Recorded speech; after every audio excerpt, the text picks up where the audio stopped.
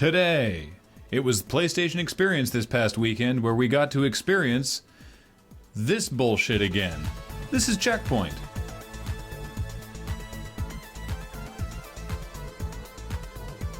Hello and welcome back to CheckPoint, and thank you so much for sticking with us as we took a short break due to Desert Bus. And by short, we mean a month. There's no way we haven't been broadcasting for a month, Graham. Well, we did do an episode on November 9th, so yeah, it's been exactly a month. Okay, well, it's been so long I forgot.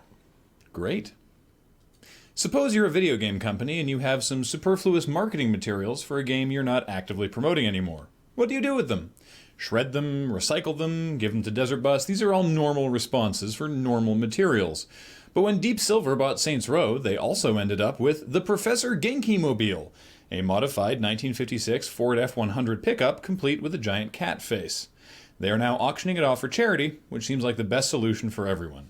The auction ends in 4 days and is currently sitting at a mere $8,000. And I'm telling you this because some of you are astonishingly generous, and you're aware that I love the Saints Row franchise only slightly less than my cat. Do not buy us this truck. It's probably woefully impractical to get it into this country, and more importantly, that cannon works. That is a functional t-shirt cannon, and Alex lives here. We do not want that kind of liability.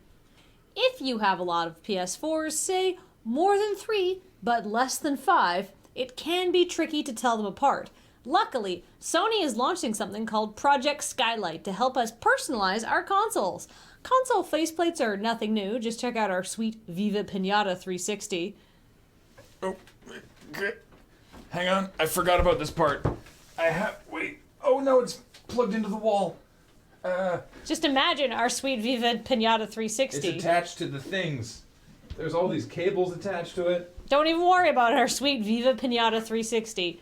But suddenly, they're all the rage, and a pattern is emerging. The new 3DS has them. Now the PS4 has them. Both consoles that are doing well. Now the Vita, no faceplates. Xbox One, naked as a baby. Ouya, I bet you forgot that existed. It also doesn't have faceplates. Yep, that's the secret to next-gen success. Hear that, Microsoft? There's a faceplate gap. Who among us hasn't tried to stay awake during a dead boring meeting by playing a little Angry Birds or something on their phone? Kathleen? What? I am tweeting. That is different. Okay, well, even public servants do it. UK politician Nigel Mills has publicly apologized after being caught playing Candy Crush Saga during a Work and Pensions Committee hearing in the House of Commons. For their part, the House Committee is investigating because the use of photography is a breach of parliamentary rules.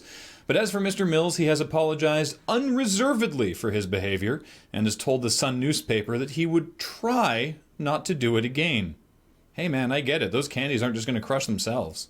Valve knows people love to create costume pieces for TF2, so they decided to have a little fun promoting the upcoming release of Lara Croft and the Temple of Osiris on Steam by asking players to design some Tomb Raider-themed customization items for a contest.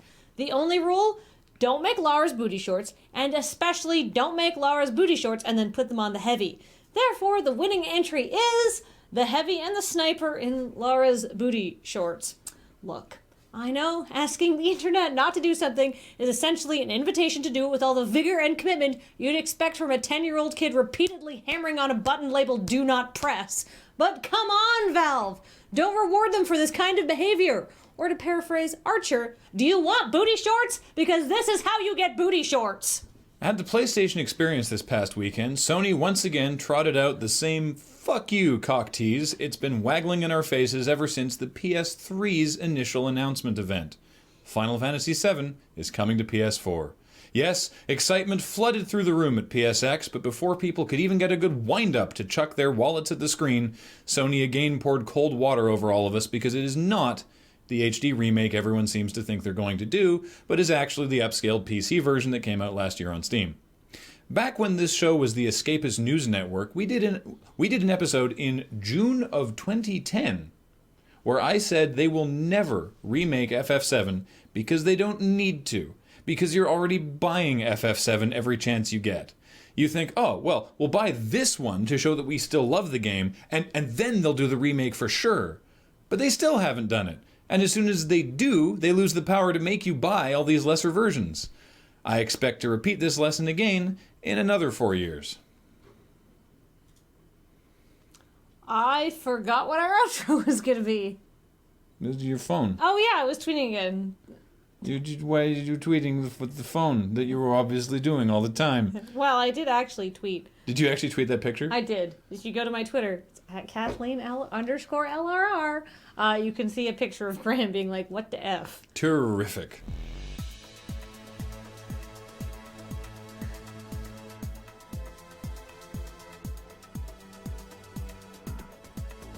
Coming up, Sony has released a special limited edition 20th anniversary PlayStation PS4 because Sony has been making PlayStations for 20 years. It's gray and has the original PlayStation logo, and more importantly, this artifact's presence will now be a constant reminder that every new console generation brings you better graphics and much, much closer to death. That Xbox is in there. It is attached. I cannot get this thing out.